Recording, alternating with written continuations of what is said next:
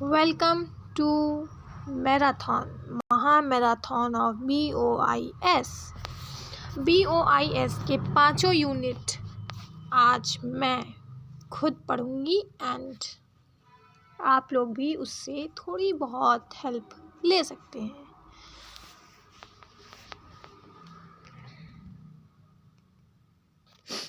This is Unit 1. Introduction. System. A system is a set of interrelated components working together to achieve a common objective. Every system has a defined purpose. Components of a system. Input. Data or resources entered into the system. Process. Conversion of input into output. Output. Final result produced. Feedback. Performance. Information for improvement. Control ensures system works as planned. तो जब भी water system आएगा तो उसमें इतना content तो लिखना ही है एंड देन इसी कंटेंट को बढ़ा चढ़ा के अतिशयोक्ति अलंकार यूज़ कर करके इसको बड़ा करना है. डन. तो एक सिस्टम क्या है? एक सिस्टम ऐसा माहौल है जिसमें हम बहुत सारी चीज़ें एक दूसरे से इंटरलिंक्ड होती हैं और वो साथ में कोई ना कोई अपना काम करती हैं. हर एक का एक एक रोल होता है. डिफरेंट रोल्स डिफरेंट लोग अदा करके एक सेम चीज़, एक कॉमन चीज़ को प्रोड्यूस करते हैं. Okay. Every system has a defined purpose. ठीक. एवरी सिस्टम, हर एक सिस्टम का एक डिफाइंड पर्पस है कि मेरा गोल ये है. Done. Now components of a system. Components of a system कहाँ गया? ऊपर है. इनपुट. सिस्टम में कंपोनेंट जाता क्या क्या है? ठीक है. तो सबसे पहले जाता है इनपुट. हम इनपुट करते हैं सबसे पहले. डेटा और रिसोर्सेज एंटर्ड इनटू सिस्टम. अपने सिस्टम के अंदर हम रॉ चीज़ें डालते हैं यानी कि डेटा डालते हैं. रिसोर्सेज यानी कि और भी जो हमारे रिसोर्स लग रहे हैं, जैसे कि डेटा लगेगा तो डेटा के साथ साथ हम थोड़ा सा अपना मनी भी डालते हैं किसी भी सिस्टम को चलाने के लिए. ठीक. तो इनपुट में मैंने ये डाल दिया. डन. प्रोसेस. अब जो भी मैंने इनपुट डाला है यानी कि जो भी डेटा मैंने डाला है अपने सिस्टम में, उसके साथ प्रोसेसिंग होगी, उसका कैलकुलेशन, सॉर्टिंग है ना, सब कुछ उसके अंदर होगा और फिर लास्ट में आउटपुट मिलेगा. तो वो प्रोसेस के अंदर आ गया. आउटपुट वही होता है जो फाइनल रिजल्ट, फाइनल प्रोडक्ट मेरे हाथ में आया है, यानी जो मैं आगे चल के पब्लिक में दूंगी. ठीक है. तो वो आउटपुट में आ गया. Now feedback. अब मैंने अपना आउटपुट पब्लिक में लॉन्च कर दिया. पब्लिक ने उसको यूज़ किया है ना, हमारे कस्टमर्स ने उनको यूज़ किया उस प्रोडक्ट को. अब उन्होंने डिफरेंट फीडबैक दिए. मतलब मेरी लैंग्वेज में हम लोगों को बहुत सारे ताने दिए प्लस थोड़ी बहुत तारीफ़ें भी दी. तो मैं उन फीडबैक्स को इकट्ठा करूँगी एंड देन उसको पूरा एकदम एनालाइज़ करूँगी और फिर पता करूँगी कि कैसे मैं अपने इस प्रोडक्ट को और ज़्यादा अच्छा बना सकती हूँ और ज़्यादा कूल दिखा सकती हूँ. मतलब और ज़्यादा मैं इसको कैसे इसमें अर्निंग कर सकती हूँ. ठीक. Control. Ensure system works as planned. जो भी एक सिस्टम है जिसके अंदर हम इनपुट डाल रहे हैं, प्रोसेस चल रहा है, आउटपुट मिल रहा है, लोग हमें फीडबैक्स दे रहे हैं, इन सब चीज़ों को कंट्रोल करना, इन सब चीज़ों को देखना भालना कि भाई अच्छे से प्लानिंग के हिसाब से सब चल रहा है कि नहीं, वो कंट्रोल में आ गया. तो एक सिस्टम के 5 अंग होते हैं. यू कैन से फर्स्ट अंग is input, then it is process, then output, then feedback, then control. Okay. Next, information and data. Data क्या होता है? It is raw facts and figures. यानी डेटा कच्ची चीज़ है. It has no meaning. Example 50 A rupees 1000. No meaning. Information क्या है? उसी डेटा को हमने प्रोसेस कर लिया. ठीक. यानी डेटा कच्ची चीज़ है और इन्फॉर्मेशन एक पक्की चीज़ है। डन। डेटा का कोई मतलब नहीं निकल पाता है, बट इन्फॉर्मेशन का बहुत ही ज़्यादा मतलब होता है।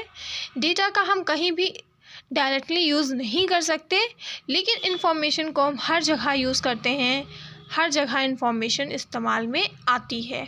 इसके एग्जांपल में है total sales is equals to ₹1000, यानी कि ऊपर जो 1000 लिखा था हमें नहीं पता है ये 1000 क्यों लिखा है ना।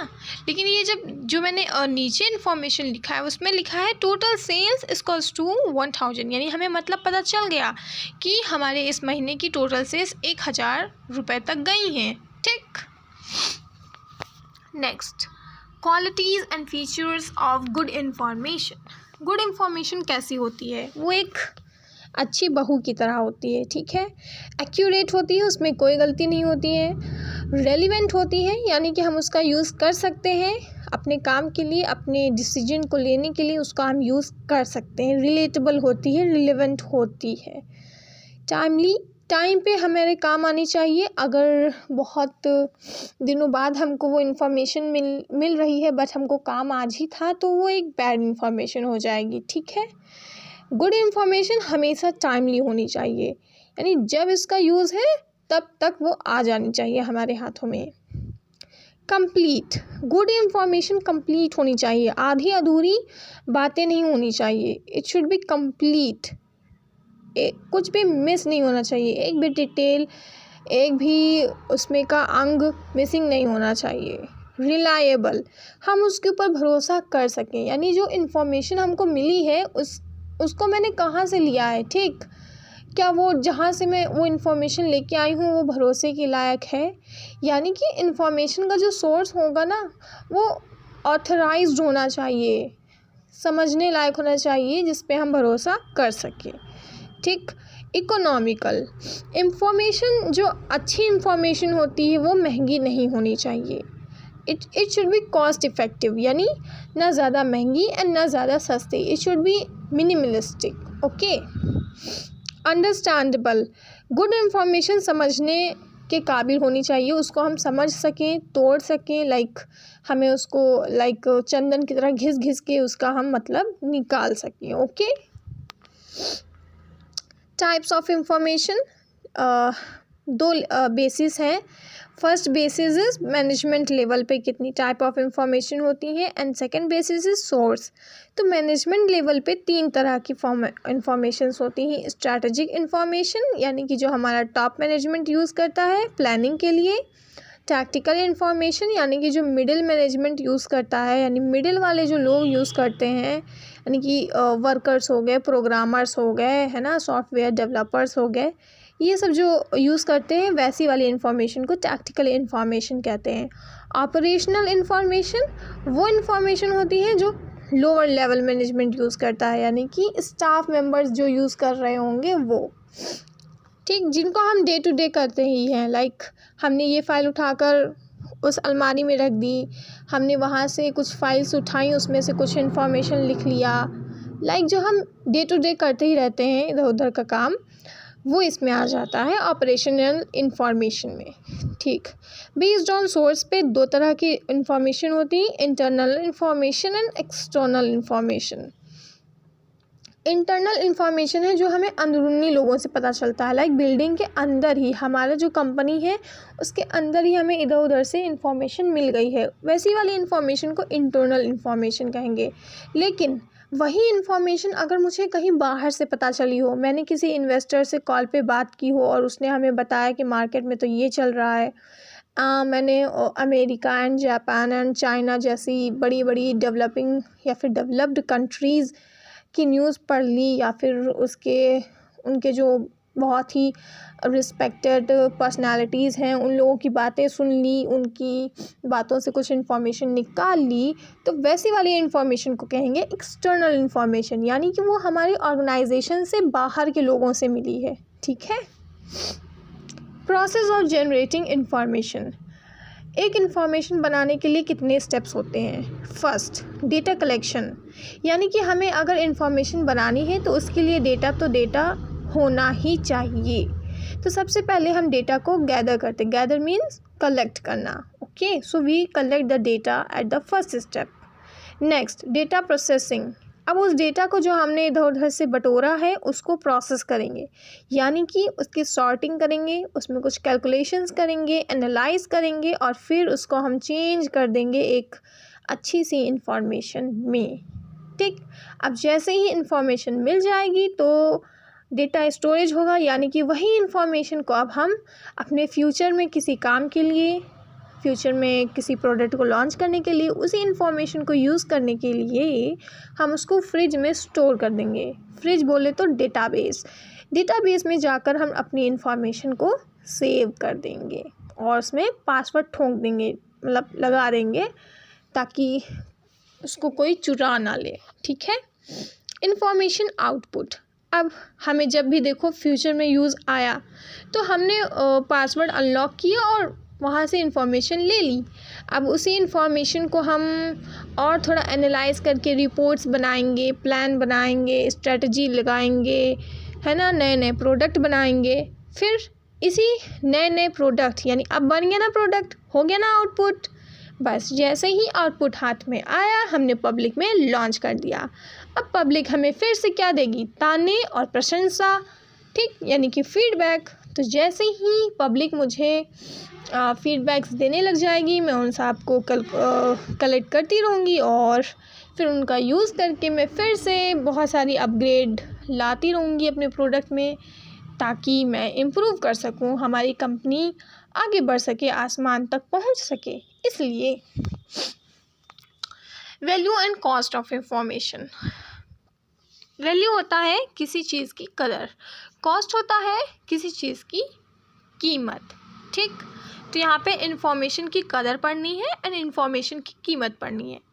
तो इंफॉर्मेशन की कदर क्यों है, बेसिकली वो बहुत ही ज़्यादा हमारी हेल्प करती है डिसीजन बनाने में। It helps in better decision making, it reduces uncertainty, certainty, improves efficiency.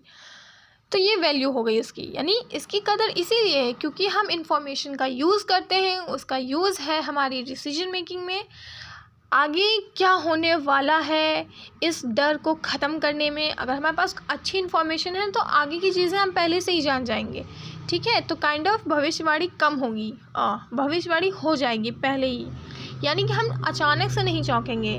We will be like ये तो होना ही था।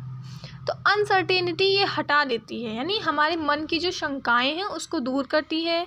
इम्प्रूव्स एफिशिएंसी, अगर हमारे पास एक बहुत ही अच्छी इन्फॉर्मेशन है तो हम अपने प्रोडक्ट, हमारे जो डिफरेंट और भी चीज़ें हैं, प्लानिंग्स हैं, इन सब को और ज़्यादा मैं तगड़ा बना सकती हूँ, एफिशिएंट कर सकती हूँ लोगों को और ज़्यादा काबिल, ठीक है। नेक्स्ट कॉस्ट ऑफ इंफॉर्मेशन, यानी कीमत क्या होती है इंफॉर्मेशन की। तो कीमत कैसे आएगी, जो जो काम लग रहा है उसके अंदर उसका पैसा मिलाकर बना देगा कि उसकी कीमत, ठीक है। तो डेटा कलेक्शन, अब इंफॉर्मेशन को बनाने के लिए हम डेटा कलेक्शन करते हैं तो उसमें जितनी भी कॉस्ट लगी वो प्लस, अब उससे डेटा को हम प्रोसेसिंग करते हैं तो उसकी जितनी कॉस्ट लगी वो भी प्लस, देन हम उसी प्रोसेस्ड डेटा को, यानी अब जो इन्फॉर्मेशन आई है उसको हम स्टोर करते हैं तो उसकी भी कॉस्ट, ठीक। और फिर उसका हम प्रोडक्ट बना रहे हैं तो पब्लिक में लॉन्च किया है तो उसका भी कॉस्ट, यानी इस सब चीज़ों का कॉस्ट मिलके हमारी इन्फॉर्मेशन का कॉस्ट बना देती है कि भाई हमारी इन्फॉर्मेशन इतने की है। तो information is useful only when it's value is greater than it's cost. कहा गया है कि जब इन्फॉर्मेशन तभी हमारे यूज़ में आ पाएगी जब उसकी कदर ज़्यादा हो एंड उसकी जो कीमत है वो कम हो, ठीक। यानी कीमत कम होनी चाहिए बट कदर ज़्यादा होनी चाहिए, तभी हम उस इंफॉर्मेशन को यूज़ कर पाएंगे, ठीक। Information as a corporate resource, ये क्वेश्चन आया है 2024 में, क्योंकि मैंने पेपर सॉल्व किया था, मतलब किया नहीं था, बस ऐसे ऊपर ऊपर पढ़ा था, तब था ये। Information is a valuable organisational asset, asset होता है जिस चीज़ को मैं ओन करती हूँ, ठीक। यानी कि अगर फॉर एग्ज़ाम्पल अगर किसी के पास 15 बीघे ज़मीन है तो ये उसका एसेट हो गया, यानी कि वो उसकी ज़मीन है, वो उस पर उसका हक है, like it will be his only, ठीक। तो ऐसे ही किसी भी कंपनी के पास, कॉर्पोरेट मीन्स की कंपनी, ठीक, तो कंपनी के पास अगर कोई इंफॉर्मेशन है तो वो उसी की इंफॉर्मेशन है, वो उसका उस पर पूरा कर सकता है। इट इज़ लाइक वो कंपनी की एक अपनी चीज़ है, ठीक। और अब उसका यूज़ कैसे करेंगे? प्लानिंग में करेंगे, डिसीजन लेंगे, कंट्रोल करेंगे, है ना। और जो इन्फॉर्मेशन है हमारी कंपनी को एक कॉम्पिटिटिव एडवांटेज देती है, यानी कि जो मेरी कंपनी के साथ बाकी सारी कंपनी कंपटीशन में हैं, और अगर मेरे पास इंफॉर्मेशन है, एकदम तगड़ी इंफॉर्मेशन है, तो मैं उन सारी कंपनियों से compete करके उनसे आगे बढ़ सकती हूँ, ठीक। So this is what information as a corporate resource must be managed like money, manpower and machines. जैसे हम अपने पैसों को मैनेज करते हैं, इंसानों को मैनेज करते हैं, यानी कि जो वर्किंग कैपिटल होती है, यानी जो लोग काम करते हैं उनको मैनेज करते हैं, मशीनों को मैनेज करते हैं, ऐसे ही हमें इंफॉर्मेशन को भी मैनेज करना चाहिए। इसीलिए हमारी थर्ड यूनिट या फिर आई थिंक लास्ट यूनिट कुछ आती है, management information system. Now 8th point, information needs at various level of management. Different level of management पे डिफरेंट काइंड ऑफ इंफॉर्मेशन लगती है। टॉप लेवल मैनेजमेंट के लिए एक स्ट्रेटेजिक इंफॉर्मेशन चाहिए जिसकी हेल्प से हम एक लॉन्ग टर्म प्लानिंग कर सकें, फ्यूचर ओरिएंटेड डिसीजंस ले सकें, यानी फ्यूचर में काम आने वाले कुछ तय कर सकूं मैं, है ना, कुछ डिसीजन ले सकूं। तो ऐसी इंफॉर्मेशन टॉप लेवल के लिए चाहिए। टॉप लेवल के लिए स्ट्रेटेजिक इंफॉर्मेशन चाहिए, मिडिल लेवल के लिए टैक्टिकल इन्फॉर्मेशन चाहिए, प्लानिंग और कंट्रोल भर की जो इन्फॉर्मेशन होगी वो मिडिल लेवल में लग जाएगी। लोअर लेवल मैनेजमेंट के लिए ऑपरेशनल इन्फॉर्मेशन चाहिए, डे टू डे एक्टिविटीज़ को करने के लिए, ठीक। ये इनका जोड़ी बना लो, स्ट्रैटेजिक इन्फॉर्मेशन बराबर लॉन्ग टर्म प्लानिंग, यानी कि टॉप लेवल मैनेजमेंट, ऐसे जोड़ी बनाओ। Top level management means strategic information, middle level management means tactical information, lower level management means operational information। बन गई 3 जोड़ी, याद कर लेना। फैक्टर्स इन्फ्लुएंसिंग इंफॉर्मेशन नीड्स, किस तरह से इंफॉर्मेशन की जो ज़रूरत है वो बदलती है, ठीक। Level of management, level of management कैसा है वही डिसाइड करेगा कि हमें किस तरह की इंफॉर्मेशन चाहिए। नेचर ऑफ ऑर्गेनाइजेशन, यानी एक कंपनी कर क्या रही है, उसका काम क्या है, उसके काम के हिसाब से उसकी इंफॉर्मेशन तय होगी। टाइप ऑफ डिसीजन, हमें किस तरह का डिसीजन लेना है, हमें तुरंत डिसीजन लेना है या अभी हमारे पास टाइम है, इस हिसाब से हमें डिफरेंट काइंड ऑफ इंफॉर्मेशन लगती रहेंगी। इन्वायरमेंटल कंडीशंस, यानी कि जो हमारे आगे पीछे का इन्वायरमेंट है, कंडीशंस हैं, क्लाइमेट है, इन सब को एनालिसिस करके फिर हमें कुछ और प्रकार की इंफॉर्मेशन लगने लग जाएंगी। टाइम प्रेशर, यानी टाइम कम है हमारी कंपनी के पास और हमें जल्द से जल्द कोई प्रोडक्ट लॉन्च करना है, तो उसमें भी टाइम प्रेशर लगा है, तो फिर उसके हिसाब से भी हम डिफरेंट काइंड ऑफ इंफॉर्मेशन की तलाश करने लग जाएंगे। एक्यूरेसी रिक्वायर्ड, मान लो मुझे कोई प्रोडक्ट बनाना है और उसमें थोड़ी बहुत ही एक्यूरेसी चाहिए, ज़्यादा हमको उसमें 100% एक्यूरेसी चाहिए, चलो ठीक। तो 100% एक्यूरेसी के लिए हमें वहाँ तक सोचना पड़ेगा, उस लेवल तक सोचना पड़ेगा, और उस लेवल तक सोचने के लिए हमारे पास उस लेवल तक की इंफॉर्मेशन होनी चाहिए। तो ये उधर हो गया। Now unit 2, information systems. Information system is a structured arrangement of people, hardware, software, data, procedures, and network that collects, processes, stores, and distributes information to support operations, management, and decision making in an organization। तो एक information system क्या है? 3 चीज़ें याद रखो। Input में क्या डाल रहे हो, प्रोसेस के अंदर क्या हो रहा है, यानी क्या डाल रहे हो, मतलब क्या है, क्या हो रहा है, और क्या मिलेगा। 3 चीज़ें याद करो, डिफिनेशन याद, ठीक।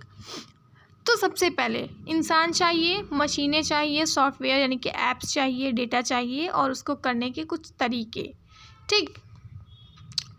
तो ऐसा सिस्टम जिसमें हम लोगों को, hardware, software, data, procedures, networks, इन सब को एक अरेंजमेंट में रखते हैं और उनका यूज़ करके हम इंफॉर्मेशन को कलेक्ट करते हैं, उसको प्रोसेस करते हैं, उसको स्टोर करते हैं और पब्लिक में डिस्ट्रीब्यूट करते हैं, ताकि हम अपने ऑपरेशंस को सपोर्ट कर सकें, अपना मैनेजमेंट संभाल सकें और डिसीजन ले सकें।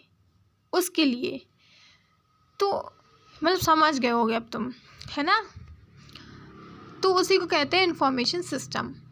Information systems transform raw data into meaningful information. Information system ही एक ऐसा सिस्टम है जिसके अंदर हम अपने डेटा को हार्डवेयर, लोगों की मदद से, सॉफ्टवेयर, प्रोसीजर्स, इन सब की हेल्प से उस डेटा को प्रोसेस करते हैं, स्टोर करते हैं, डिस्ट्रीब्यूट करते हैं, ताकि आगे चलकर हमारी कंपनी को सपोर्ट कर सकें, हम लोग मैनेज कर सकें और डिसीजंस ले सकें।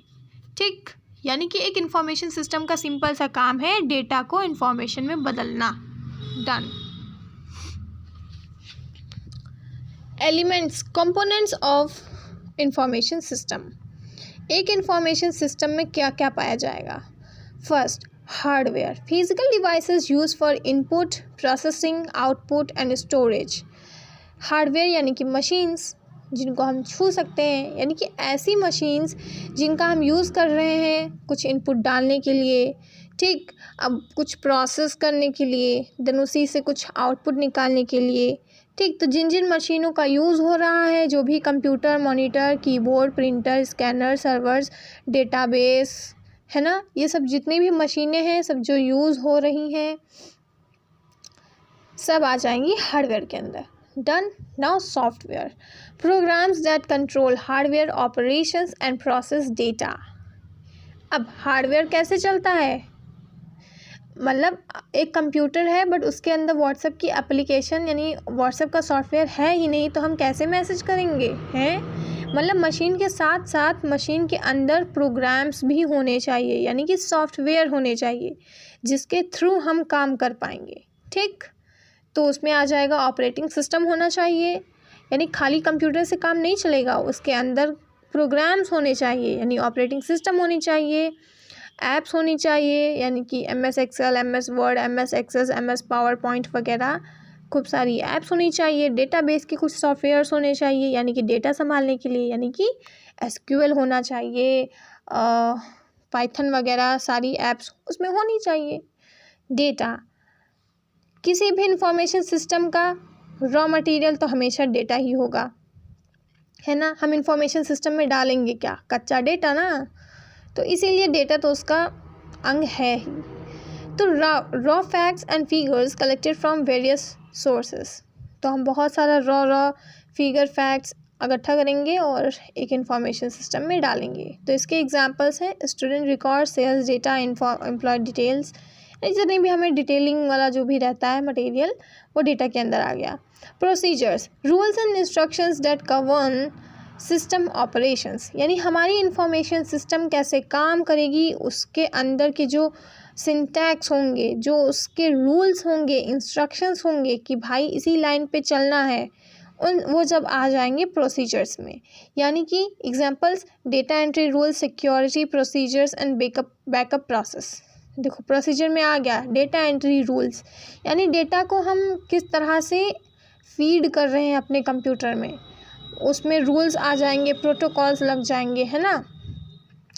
फिर सिक्योरिटी का हम लगा रहे हैं, यानी कि जो हम पासवर्ड यूज़ कर रहे हैं, एंटीवायरस यूज़ कर रहे हैं, फायरवॉल यूज़ कर रहे हैं, ये सब उसके अंदर आ गया। बैकअप प्रोसेस, यानी हम बैकअप यूज़ कर देना, मतलब कि एक एक महीने पे 2-2 हफ्तों पे बैकअप ले रहे हैं, पता चला किसी वायरस ने अटैक किया तो सारा फाइल ही गायब हो गया, बट हमारे पास बैकअप होना चाहिए, यानी ये सारे प्रोसीजर में आ जाएगा कि हम कर क्या रहे हैं, ठीक है। पीपल यानी कि हम लोग, यानी सॉफ्टवेयर डेवलपर्स, मैनेजर्स और जो भी AI प्रोफेशनल्स है ना, IT प्रोफेशनल्स, ये सब लोग, और कस्टमर्स भी इसी में आएंगे, ठीक है, यानी यूज़र्स जो यूज़ कर रहे हैं प्रोडक्ट को, यानी कि इंडिविजुअल, यानी वो लोग जो प्रोडक्ट को बना रहे हैं, फिर उसको ऑपरेट कर रहे हैं यानी टेस्ट कर रहे हैं, देन उसके बाद मैनेज भी कर रहे हैं, अपडेट्स भी ला रहे हैं, अपग्रेड भी कर रहे हैं, प्लस जो उस सिस्टम का यूज़ भी कर रहे हैं यानी कि हमारे कस्टमर यूज़र्स, वो आ जाएंगे पीपल में। Network, communication system that connects computers end devices. देखो, एक इंफॉर्मेशन सिस्टम में सिर्फ एक कंप्यूटर तो होगा नहीं, है ना। एक पूरी बिल्डिंग होगी, उसमें कई सारे कमरे होंगे, उन कमरों के अंदर कई सारी रैक्स होंगी, टेबल्स होंगी, जिस पे कई सारे एम्प्लॉयज़ बैठे होंगे। मान लो हमारे क्लास के पूरे 150 बच्चे हर एक मतलब चले गए हैं हर जगह, तो वहाँ पे बैठे होंगे, तो 150 कंप्यूटर होंगे, फिर वो एक नेटवर्क बना रहे होंगे, कम्युनिकेशन होगा, है ना, तो वो नेटवर्क बन जाएगा एक। ठीक है, तो इसका एग्जांपल लैन, वैन, इंटरनेट। लैन local area network, van wide area network, internet international network. Third, information system activities. Information system के अंदर काम क्या होता है वो देखेंगे। तो सबसे पहले होता है इनपुट, यानी कलेक्शन ऑफ रॉ डेटा होगा। हम इंटरनल एक्सटर्नल बहुत सारे सोर्सेस से डेटा इकट्ठा करके लाएंगे, फिर उसको हम प्रोसेस करेंगे, यानी कि हम डेटा को कैलकुलेट करेंगे, डेटा को क्लासीफाई, सॉर्टिंग, समराइजेशन, रिपोर्ट बनाएंगे वगैरह वगैरह हम करेंगे उसके अंदर। देन आउटपुट, आउटपुट क्या होगा, यानी कि जो हमारा डेटा प्रोसेस हो चुका है, यानी उससे अब कुछ इन्फॉर्मेशन मिल गई होगी हम लोगों को, तो उस इन्फॉर्मेशन को हम कैसे प्रेजेंट कर रहे हैं, है ना, वो आउटपुट में आ जाएगा। स्टोरेज, अब जो हमने इन्फॉर्मेशन निकाल ली है तो उसको हम अपने डेटाबेस पे जाके सेव कर देंगे ताकि हम आगे चलकर उसका यूज़ कर सकें। Feedback, evaluation of output to improve system performance, यानी जो हमने इन्फॉर्मेशन निकाली है उसको हम बार बार इवेल्युएट करेंगे, बार बार देखेंगे कि इसको और किस तरह से इम्प्रूव किया जाए ताकि हमारी परफॉर्मेंस ओवरऑल बढ़ सके। Types of information systems. First, transaction processing system TPS handles routine and day-to-day business transactions, यानी जो हम पैसों का खेला है इधर, मतलब जो हम ट्रांजैक्शन करते हैं, यानी जो बैंकिंग का पूरा सिस्टम रहेगा कि आज हमने अपने इन्वेस्टर से इतना पैसा लिया है, अपने क्लाइंट को इतना दिया है, क्लाइंट भी हमको देंगे पैसा, तो हम देंगे किसको, अच्छा जो हमारा डेटाबेस संभाल रहा होगा हम उसको पैसा देंगे, वेबसाइट का खर्चा जो देख रहा होगा उसको पैसा देंगे, है ना।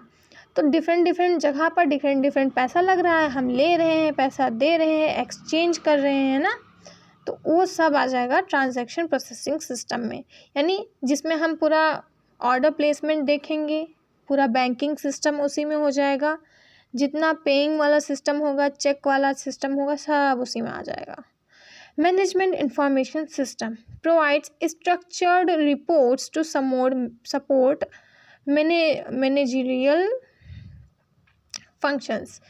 अब मैनेजमेंट इंफॉर्मेशन सिस्टम में क्या क्या आ जाएगा, रिपोर्ट्स आ जाएंगी कि भाई ये इतनी रिपोर्ट्स हैं, आ गई हैं, इनको ही अब एनालाइज करो और देखो क्या हो रहा है। ठीक, यानी जो हम मैनेजर्स को दिखाते हैं बेसिकली उनको हम कहेंगे मैनेजमेंट इंफॉर्मेशन सिस्टम। इसका एग्जांपल है sales reports, inventory reports. Sales reports मतलब हमने जो प्रोजेक्ट लॉन्च किया था इसकी इतनी सेल्स बढ़ चुकी हैं, हमारे स्टॉक मार्केट में उतना ऊपर तक ग्राफ चला गया है, उसकी रिपोर्ट, है ना। तो डिफरेंट रिपोर्ट्स हमने कलेक्ट की हैं और अपने मैनेजर को जाके सबमिट की हैं, तो वो आ गई मैनेजमेंट इंफॉर्मेशन सिस्टम में। डिसीजन सपोर्ट सिस्टम, यानी कि supports complex decision making using analytical models and data, यानी जब हमें ऐसा कुछ बिंदु आ जाता है जहाँ पर हमें कुछ तय करना होता है, कुछ डिसीजन लेना होता है और बहुत ही कॉम्प्लेक्स डिसीजन मेकिंग हो, तब हम वहाँ पे इंट्रोड्यूस कराते हैं डिसीजन सपोर्ट सिस्टम का, जो हमें डिसीजन लेने में सपोर्ट करता है। यानी कि एग्जांपल्स में forecasting system, what if analysis tools. What if यानी ऐसा करेंगे तो कैसा होगा, ये हो जाएगा तो क्या होगा। फोरकास्टिंग यानी आगे क्या क्या हो सकता है, आगे चल के 50 साल बाद एआई ही एआई होगी, है ना। तो ये सारी जो चीज़ें हैं हमें सपोर्ट करेंगी कि हम किस तरह का डिसीजन लें। Executive Information System EIS provides summarized and graphical information for top management. यानी कि जो एग्जीक्यूटिव ऑफिसर्स होते हैं यानी चीफ एग्जीक्यूटिव ऑफिसर्स यानी CEO, मैनेजर्स, ये सब जो रहेंगे ये सब क्या देखते हैं, ये सब प्रोग्रेस देखते हैं, है ना, ये सब इंफॉर्मेशन देखते रहते हैं, ये सब स्टॉक मार्केट का चार्ट वार्ट देखते रहते होंगे कि हमारी कंपनी का ग्राफ कितना ऊपर गया है, कितनी मतलब क्या रहता है भाई उसमें, बिटकॉइंस कितना ख़रीद रहे हैं, कितना बेच रहे हैं, शेयर मार्केट वगैरह वगैरह, ठीक, ये सब एग्जीक्यूटिव इंफॉर्मेशन सिस्टम में चला गया। यानी कि जो वहाँ हमारे पास जो मैनेजर्स हैं वो देखते रहते हैं कि हमारी कंपनी काम कैसे कर रही है, ठीक है। इसका एग्जांपल है परफॉर्मेंस डैशबोर्ड्स, यानी परफॉर्मेंस यानी कि हमारी कंपनी कितना परफॉर्म कर रही है, किस लेवल पे आ रही है ना। जैसे हम लोगों की परफॉर्मेंस रिपोर्ट होती है ना जो पेरेंट टीचर मीटिंग में देते हैं कि इसको A मिल रहा है, उसको A+ मिल रहा है, ऐसे ही इधर भी चलेगा, ठीक। Office automation system OAS supports office activities and improves productivity, email systems, word processors, spreadsheets, ठीक है, ये ऐसे ही रट लो। Knowledge management system KMS captures, stores and distributes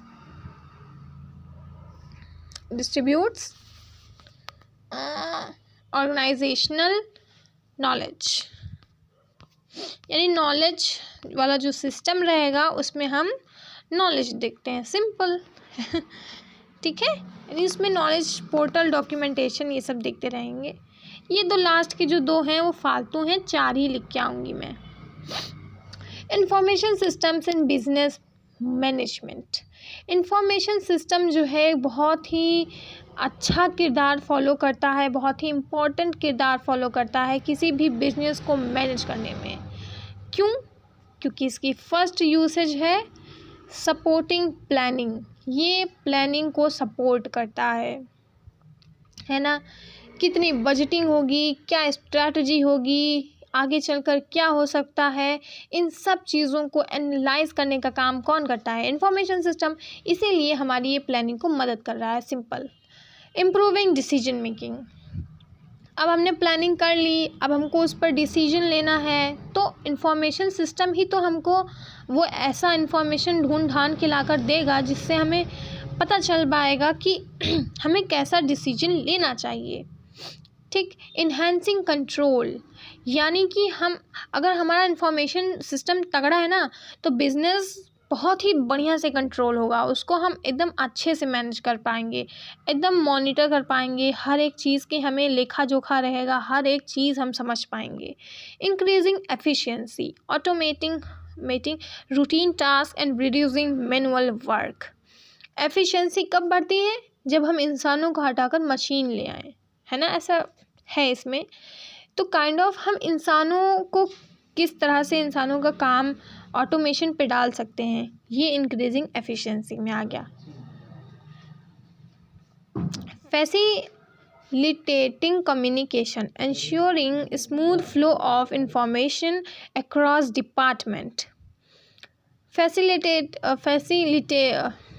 facilitating communication, ठीक। तो इंफॉर्मेशन सिस्टम कम्युनिकेशन को बहुत ही फैसिलिटेट करता है, मदद करता है, कम्युनिकेशन बढ़ाता है। यानी कि अगर हमारे पास ये वही हो गया ना कि इन्फॉर्मेशन इधर से उधर ले जाना है तो उसका फ़्लो अच्छा करा देगा, कम्युनिकेशन बेटर बैठाएगा, ठीक है। गेनिंग कॉम्पिटिटिव एडवांटेज, यस, अगर हमारा इन्फॉर्मेशन सिस्टम तगड़ा है तो हम अपने साथ की जो कंपनियां होगी उनका जो कंपटीशन होगा उसको बहुत ही अच्छे से बीट कर पाएंगे। Recent trends in information systems, यानी आजकल इंफॉर्मेशन सिस्टम में क्या चल रहा है।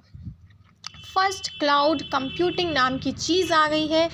इसमें हम अपना जितना भी डेटा होता है हम वो इंटरनेट पे स्टोर कर सकते हैं। यानी कि हमको उसके लिए अब कोई हार्ड डिस्क, रैम, रोम ये सब यूज़ नहीं करना पड़ेगा। हम अपने इंटरनेट पे ही अपने डेटा को स्टोर कर पाएंगे। तो ये नई नई चीज़ें हमारी इंफॉर्मेशन सिस्टम के अंदर आ रही हैं।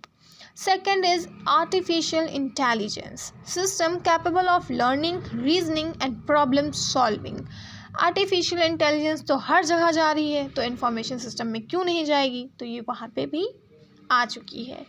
बिग डेटा एनालिटिक्स, यानी अब डेटा साइंटिस्ट, डेटा एनालिसिस का भी जो एक बोलबाला है वो भी बढ़ता जा रहा है, एंड वो इंफॉर्मेशन सिस्टम में भी दिख रहा है।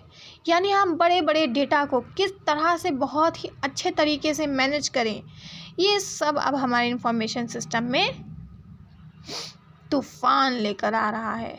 Mobile computing, accessing information systems through mobile devices. Mobile यानी जो चलने लायक हो, यानी जो जैसे कंप्यूटर है तो वो चल तो नहीं सकता हमारे साथ साथ, तो मोबाइल कंप्यूटिंग में ऐसे इंफॉर्मेशन सिस्टम मतलब होंगे, वो जो होंगे mobile devices, mobile accessing information system through mobile devices, हम उनको मोबाइल के थ्रू कंट्रोल कर पाएंगे। यानी अब हमको कंप्यूटर की ज़रूरत नहीं पड़ने वाली, मतलब हम कैसे इतने बड़े से कंप्यूटर को अपनी छोटी छोटी जेबों में ला सकेंगे, ये भी ट्रेंड में है।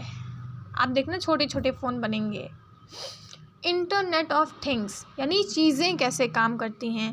Connecting physical devices to the internet for data exchange, यानी जो इधर उधर की चीज़ें हैं उनको देख के उनको समझना, यानी मशीन लर्निंग की तरफ बढ़ना। It is under internet of things. Cyber security, protecting systems and data from unauthorised access and threats. Cyber security भी इंफॉर्मेशन सिस्टम में कूद रही है, क्योंकि एथिकल हैकर का यूज़ हर जगह होता है। मान लो बहुत ही बढ़िया इंफॉर्मेशन सिस्टम है, बहुत ही तगड़ा तगड़ा डेटा है, बट उसमें किसी वायरस ने कर दिया अटैक, किसी हैकर ने अटैक कर दिया, उसको हम क्या बोलते हैं, अटैक आ गया, तो उसको भी अटैक से बचाने के लिए, या फिर अटैक आ गया है तो उससे निपटने के लिए साइबर सिक्योरिटी भी अब ट्रेंड में आ गई है। डेटा वर्सेस इंफॉर्मेशन, यानी difference between data and information. Data एक इनपुट होता है, इंफॉर्मेशन एक आउटपुट होता है। डेटा एक अनप्रोसेस चीज़ है, कच्ची चीज़ है, पर इंफॉर्मेशन एक प्रोसेस चीज़ है। Data has no context, information has context. Data के पास कोई मतलब नहीं, इंफॉर्मेशन के पास मतलब ही मतलब है। Advantage of information systems, fast processing of data. Information system का फ़ायदा क्या है, ये डेटा को सबसे फास्ट, बहुत ही तेज़ी से प्रोसेस करता है। इसके ऊपर हम भरोसा कर सकते हैं क्योंकि इसकी एक्यूरेसी बहुत तगड़ी होती है, यानी ये बहुत ही एक्यूरेट होता है। इसकी हेल्प से हम बेटर डिसीजन मेकिंग कर पा रहे हैं। इम्प्रूव्ड प्रोडक्टिविटी, ये हमारी प्रोडक्टिविटी बढ़ा रहा है। इसकी वजह से अब हम डेटा स्टोरेज की जो मतलब चीज़ें थी उनको और भी एफिशिएंट बनाते जा रहे हैं। इसकी वजह से कम्युनिकेशन भी बढ़ गया है। Unit 3, basics of internet. Internet basic terminology. Internet क्या है? It is a global network of interconnected computers using TCP and IP। TCP transmission control protocol, IP means internet protocol. तो इन दो प्रोटोकॉल के हिसाब से जितने भी कंप्यूटर्स धरती पर एक दूसरे से इंटरकनेक्टेड हैं, उन सब को मिलाकर हमारा एक इंटरनेट बनता है। इंटरनेट सर्विस प्रोवाइडर, यानी इंटरनेट पे जो हमें सर्विसेज मिलती हैं, यानी जो हम कॉल कर पा रहे हैं, बातें कर पा रहे हैं, वीडियो कॉल कर पा रहे, ये सारी जो सर्विसेज हैं ये कंपनियां हमें दे रही हैं ना। तो ये हमें कैसे एक्सेस मिलता है, कैसे हमें इंटरनेट का एक्सेस दे रही हैं, ये सब इंटरनेट सर्विस प्रोवाइडर के अंदर आ गया। IP address, unique numerical address of a device on a network. मान लो मेरे पास एक नया बढ़िया सा फ़ोन है, अब इसके पास एक IP एड्रेस होगा और उसी IP एड्रेस के थ्रू हम जो होंगे इंटरनेट में अपनी जगह बना पाएंगे। और मान लो मेरा मोबाइल है, अब उसमें मैंने सिम ली है जियो की, तो जियो एक इंटरनेट सर्विस प्रोवाइडर है, यानी जियो कंपनी जो होगी वो हमें इंटरनेट देने का मतलब रास्ता देगी, ठीक है। और इंटरनेट मिलेगा कैसे एग्जैक्टली, जब वो हमें एक एड्रेस प्रोवाइड कर देगी। इसीलिए हम सिम लेते हैं, ताकि हमें एक आईपी एड्रेस मिल सके और इंटरनेट में हम अपनी जगह बना सकें, ठीक। डोमेन नेम, अब आईपी एड्रेस तो इंसान याद कर नहीं सकता है, इसीलिए डोमेन नेम है, ताकि किसी भी वेबसाइट को यूज़ करने के लिए, कुछ भी इंटरनेट पे कुछ भी यूज़ करने के लिए हमारे पास वेबसाइट्स हों, उन्हीं को हम डोमेन नेम कहते हैं। यानी अगर हम गूगल यूज़ कर रहे हैं तो गूगल का google.com है, ठीक है। ऐसे ही डोमेन नेम्स यानी वेबसाइट्स के नेम जिनका ह्यूमन यूज़ कर पा रहे हैं, बाकी कंप्यूटर्स के लिए तो वो 0101 में ही होगा। URL uniform resource locator, address of a resource on the web, यानी एक वेबसाइट जो है उसका भी एक एड्रेस होता है, वेबसाइट का भी एक एड्रेस है, उसके एक वेबसाइट के एड्रेस को हम बोलते हैं URL, यानी उसका कंप्लीट एड्रेस, शुरू कहाँ से होगा ख़त्म कहाँ तक होगा, उसका कंप्लीट एक URL होता है जिसके थ्रू हम उस वेबसाइट को एक्सेस कर पा रहे हैं, तो वो ये URL हो गया, ठीक। यानी एक वेबसाइट का एड्रेस। डोमेन नेम क्या है, वेबसाइट का इंसानों के लिए एक नाम है, जो वेबसाइट का नाम, डोमेन नेम। URL क्या है, उस वेबसाइट का एड्रेस है, ठीक। प्रोटोकॉल, रूल्स फॉर कम्युनिकेशन, यानी कि हम एक इंटरनेट जब यूज़ कर रहे हैं तो उसमें कितने सारे रूल्स लगते हैं, किस रूल के हिसाब से किस तरह का इंटरनेट में यूज़ कर पाऊँगी, वो आ जाएगा प्रोटोकॉल्स में, ठीक। यानी एक इंटरनेट यूज़ करने के लिए डिफरेंट प्रोटोकॉल्स लगते हैं। फर्स्ट HTTP, FTP, SMTP और भी बहुत सारे प्रोटोकॉल्स हैं, ठीक है। HTTP यानी hyper text transfer protocol, FTP file transfer protocol, simple mail transfer protocol, SMTP, ये 3 प्रोटोकॉल्स हैं और भी बहुत सारे प्रोटोकॉल्स हैं। बैंडविड्थ यानी data transfer capacity of a network, यानी मेरा फ़ोन, यानी ये जो मेरा जियो वाला फ़ोन है, ये अभी तो किसी न किसी नेटवर्क से तो कनेक्टेड है ही, तो उस नेटवर्क में रहकर मेरा फ़ोन 1 सेकंड में कितना डेटा इधर से उधर ले जा रहा है, यानी कितनी उसकी कैपेसिटी है, यानी उस नेटवर्क की इतनी क्या कैपेसिटी है, यानी वो नेटवर्क 1 सेकंड में कितना डेटा इधर से उधर पहुंचा सकता है, वो उस नेटवर्क की बैंडविड्थ होती है, ठीक है। तो इसीलिए कहते हैं कि स्लो है, क्यों, क्योंकि उस नेटवर्क का उस समय का जो डेटा ट्रांसफ़र करने की जो कैपेबिलिटी है, कैपेसिटी है, वो थोड़ी सी स्लो होगी, है ना। इसीलिए तो ये वेरी करती रहती है नेटवर्क की ताकत के हिसाब से, ठीक है।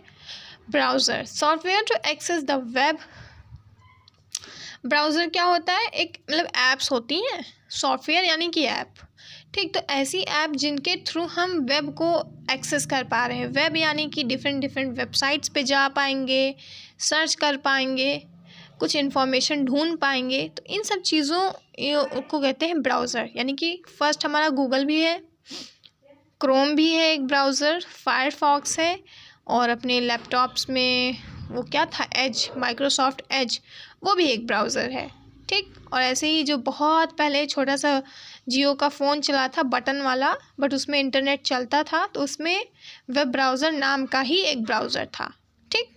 तो इतने सारे ब्राउज़र्स भी हैं हमारे पास। नेक्स्ट, वर्ल्ड वाइड वेब, ठीक। A collection of interlinked web pages accessible via the internet, यानी एक इंटरनेट की हेल्प से हम कितने वेब पेजेस को एक्सेस कर पा रहे हैं, बहुत सारे वेब पेजेस हैं, ठीक। तो उन सारे वेब पेजेस का एक इंटरलिंक्ड कनेक्शन है, यानी कि जितनी भी वेबसाइट्स हैं और उनके अंदर जितने भी वेब पेजेस हैं, उन सब को कनेक्ट करके एक वर्ल्ड वाइड वेब बनता है, ठीक। यानी कि आप समझ पा रहे होगे ChatGPT कैसे काम कर रहा है। ChatGPT इसी वर्ल्ड वाइड वेब को एनालाइज करता है और एक नया कंटेंट बना कर देता है, यानी वो बार बार अपनी रिक्वेस्ट लेकर जाता है www पे, और वहाँ की जितनी भी वेबसाइट्स हैं, वेब पेजेस हैं, उनकी जितनी भी इंफॉर्मेशन लिखी है, उन सब को एनालाइज करके लास्ट में हमको कुछ दे रहा है वो, ठीक है। तो वर्ल्ड वाइड वेब, पूरी दुनिया भर में जितनी भी वेबसाइट्स हैं सारी इन्फॉर्मेशन एक दूसरे से इंटरलिंक्ड होती है, वही है। वर्ल्ड वाइड वेब काम किस पे करता है? तो इसके मेन 2 प्रोटोकॉल्स होते हैं। First HTTP, second HTTPS। इन दोनों में फ़र्क क्या है? HTTP protocol hyper text transfer protocol है। HTTPS protocol hyper text transfer protocol secured है। ऐसे सिक्योर्ड, यानी कि अगर सिक्योरिटी के मामले की बात करें तो HTTP कम सिक्योर्ड है as compare to the HTTPS। ठीक, तो ये जो HTTP है ये कम रिलायबल है, यानी इस पर हम कम भरोसा कर सकते हैं। वहीं अगर HTTPS लिखा है तो उस पर हम भरोसा बहुत ज़्यादा कर सकते हैं, क्योंकि वो एक सिक्योर्ड प्रोटोकॉल होता है। तो वर्ल्ड वाइड वेब को किसने लाया था? तो वो हमारे टिम बर्नर्स-ली थे, जिन्होंने वर्ल्ड वाइड वेब का क्या बोलते हैं उसको हिंदी में, अवतार लिया था, सॉरी, इसका आविष्कार किया था। ठीक, uses HTML for web page creation. ठीक, तो ये हम वेब पेज कैसे बनाते हैं? तो HTML बनाते हैं, और अब हम उसमें स्टाइलिंग करने के लिए CSS का यूज़ भी करते हैं। Accessed through web browsers. अब हम वेब पेजेस को पाएंगे कैसे? जब हम गूगल पे जाके क्लिक करेंगे, क्रोम पे जाके क्लिक करेंगे, कुछ सर्च करेंगे, तब वेबसाइट्स आएंगी, तब जाके हमें वेब पेजेस मिलेंगे। यानी वेब पेजेस को एक्सेस करने के लिए वेब ब्राउज़र होने चाहिए।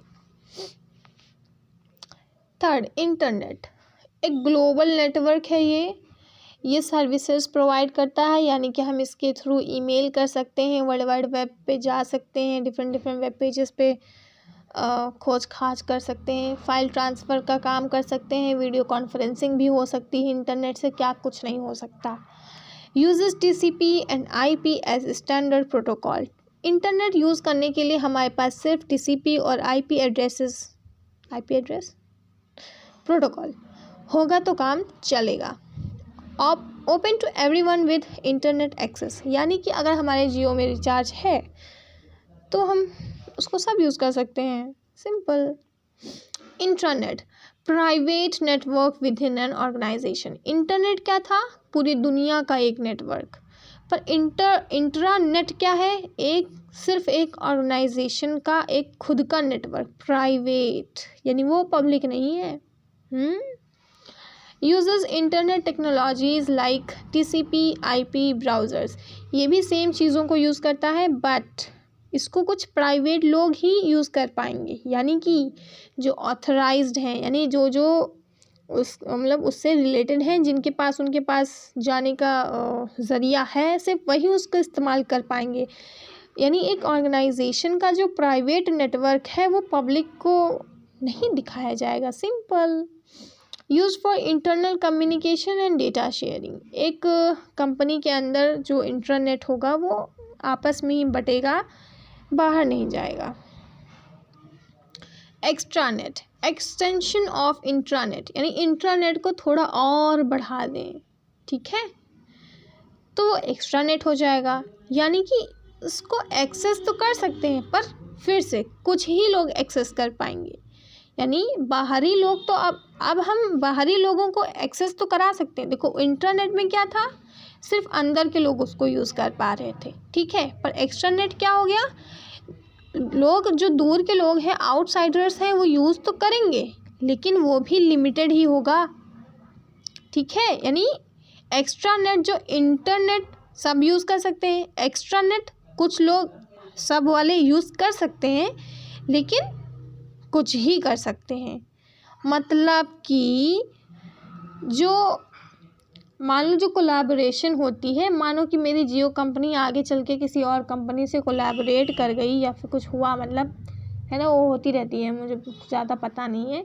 तो 2 कंपनियां अगर कोलैबोरेट कर गई तो उन दोनों के जो इंट्रानेट होंगे, फिर वो एक दूसरे के लिए एक्स्ट्रानेट हो गई ना, क्योंकि अब दूसरी कंपनी भी तो मेरी बातों को जानेगी, तो वो एक्स्ट्रानेट हो गया। यानी इंटरनेट ही थोड़ा सा और बढ़ गया है कुछ लोगों के लिए, ठीक।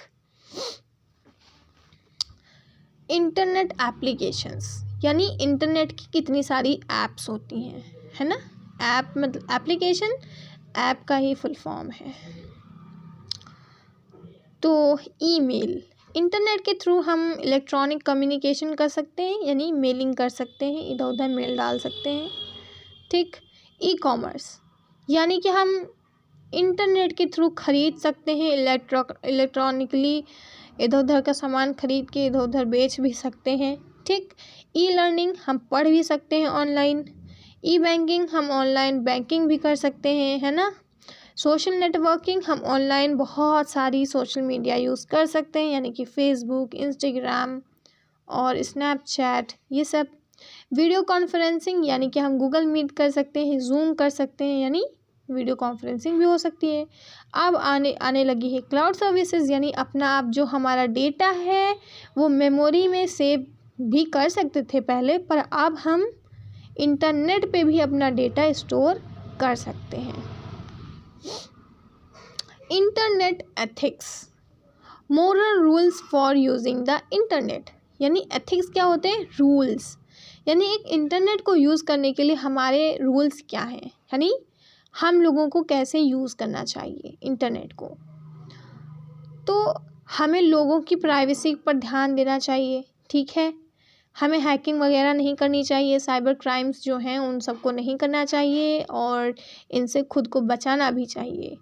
Do not spread fake information, हमको कोई गलत इन्फॉर्मेशन पता चल गई है या फिर कोई नकली चीज़ है, कुछ पता चल गया है, अब उसको हम फैला रहे हैं इंटरनेट पे, नो, स्प्रेड नहीं करना चाहिए। अब व्यूज़ के चक्कर में हमको कोई गलत बात नहीं फैलानी चाहिए। Respect copyright and intellectual property, है ना, दूसरे का कोई कंटेंट आया है इंटरनेट पे, उसको हम चीप के अपना कंटेंट बना के नहीं दिखा सकते, ये भी एक इंटरनेट एथिक्स में आ जाता है। Follow net etiquette, proper online behaviour, यानी ऑनलाइन हम अगर किसी से बात कर रहे हैं तो इज्जत से बात करनी चाहिए, ऑफलाइन भी इज्जत से बात करनी चाहिए, ठीक है। हमें वल्गर लैंग्वेज यूज़ नहीं करनी चाहिए, है ना। हमें प्रॉपरली ऑनलाइन भी हमें बहुत अच्छे से रहना चाहिए, ठीक। कनेक्टिविटी टाइप्स, कितने तरह के कनेक्टिविटी टाइप्स होते हैं ये अब हम बाद में पढ़ेंगे, क्योंकि ये तो मुझे भी नहीं आता, ये मुझे यूट्यूब से पढ़ना पड़ेगा। Bye bye. 8 पे छोड़ी हूँ कनेक्टिविटी टाइप्स, 1 घंटा होने वाला है यार, शायद मुझे आता है, I should try once. Level 1 connectivity, यानी जो पहले लेवल पे कनेक्टिविटी करेंगे। Single user access, uses dial up और basic connection, limited speed and features, यानी जो लेवल 1 कनेक्टिविटी होगी उसमें एक सिंगल ही यूज़र होगा और डायल अप कुछ कनेक्शन टाइप का रहेगा ना, बेसिक कनेक्शन है, इसकी जो स्पीड होती है, फीचर्स होते हैं वो कम होते हैं, लिमिटेड, ठीक। लेवल 2 कनेक्टिविटी, यानी इसमें हम एक से ज़्यादा यूज़र्स आ सकते हैं, एक नेटवर्क बना सकते हैं, इंटरनेट शेयर कर सकते हैं, इसकी जो स्पीड होती है वो बीच वाली होती है, ठीक है, मॉडरेट। लेवल 3 कनेक्टिविटी, यानी इंटरप्राइज लेवल कनेक्टिविटी, यानी इस पे हम बहुत ही ज़्यादा लोगों को कनेक्ट कर सकते हैं, इसकी जो स्पीड होगी बहुत ही तेज़ होगी, इसकी जो रिलायबिलिटी होगी वो भी बहुत ही हाई होगी। ये बहुत ही बड़ी बड़ी ऑर्गेनाइजेशंस यूज़ करती हैं। अरे मैं तो इसको समझ गई, लेवल 1 कनेक्टिविटी यानी एक इंसान जो यूज़ कर रहा है, लेवल 2 कनेक्टिविटी यानी उसकी पूरी फैमिली आ गई उसमें, ठीक, तो ये लेवल 2 कनेक्टिविटी होगी। लेवल 3 कनेक्टिविटी यानी ऐसी ही फैमिली, धरती पे बहुत सारी फैमिलीज़ हैं, यानी जो पूरी धरती की फैमिलीज़ हैं वो जो जिस कनेक्शन का यूज़ कर रही होंगी, है ना, वो लेवल 3 कनेक्टिविटी आ गई। वाओ, तो इसको कैसे बना सकते हैं, इट विल बी लाइक कि एक कंपनी है तो उस पूरी कंपनी में जितना भी कंप्यूटर रहेगा उसका जो कनेक्शन होगा वो लेवल 3 कनेक्टिविटी होगी, ठीक। अब लेवल 2 कनेक्टिविटी पे आओ, यानी कि जो कुछ यूज़र्स होते हैं वो मैचिंग वाले, यानी जो हमारा डेटाबेस मैनेजमेंट वाला डिपार्टमेंट है उसकी कनेक्टिविटी, उसका नेटवर्क अलग हो गया। नेक्स्ट जो मैनेजर वाला काम कर रहे हैं, सारे मैनेजर्स जितने हैं उनका जो अपना कंप्यूटर वाला टाइप का नेटवर्क होगा वो अलग हो गया, तो वो लेवल 2 में आ गया। ठीक, अब लेवल 1 में क्या आ गया, जो एक एम्प्लॉय अपने सिस्टम पे बैठ के कुछ कर रहा है वो उसकी कनेक्टिविटी आ गई। तो 3 डिफरेंट टाइप्स ऑफ कनेक्टिविटी हो गई। सेटअप एंड इंटरनेट कनेक्शन, हम कैसे एक इंटरनेट कनेक्शन बना सकते हैं। तो सबसे पहले हमको एक हार्डवेयर चाहिए होगा, एक क्या बहुत सारे चाह सकते हैं हम लोग। तो या फिर कंप्यूटर हो या फिर लैपटॉप हो, कुछ तो चाहिए। मॉडेम हो या फिर राउटर हो। मॉडेम मॉड्यूलेशन और डिमॉड्यूलेशन, और राउटर का काम होता है स्पीड तेज करना। ठीक, मॉड्यूलेशन डिमॉड्यूलेशन मॉडेम का काम हो गया, राउटर का काम है स्पीड बढ़ा देना, यानी सिग्नल मेरे तक आते आते 3-4 बार उसकी स्पीड 2x हो चुकी होगी, तो वो राउटर का काम है। ठीक, टेलीफोन लाइन, केबल, फाइबर, यानी जो हमारी लाइंस होती हैं, कनेक्शंस की जो केबल आ रही होती हैं, वो फाइबर ऑप्टिक्स, वो सब इसमें आ गया। नेटवर्क इंटरफेस कार्ड, यानी कि जो हमारा स्विच वाला बॉक्स होता है, उसी के बगल में ये NIC भी लगा रहता है, जिससे हम नेटवर्क पा रहे होते हैं। ठीक है, इथरनेट कार्ड है ना, कनेक्शन के लिए नेटवर्क से।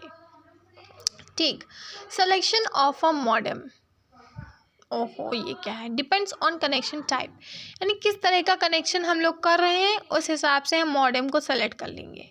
ठीक, speed and compatibility should be checked, internal and external modem, कुछ होता होगा। सॉफ्टवेयर रिक्वायरमेंट्स, अब हमको सॉफ्टवेयर एज ए सॉफ्टवेयर क्या लगेगा, या बिना ऑपरेटिंग सिस्टम के हमारा कंप्यूटर जो है वो खोखला है। ठीक है, तो सॉफ्टवेयर में सबसे पहले हम एक ऑपरेटिंग सिस्टम डालेंगे जिससे हमारा कंप्यूटर ओपन होगा, उसमें बिजली आएगी थोड़ी सी, है ना, वो जलेगा।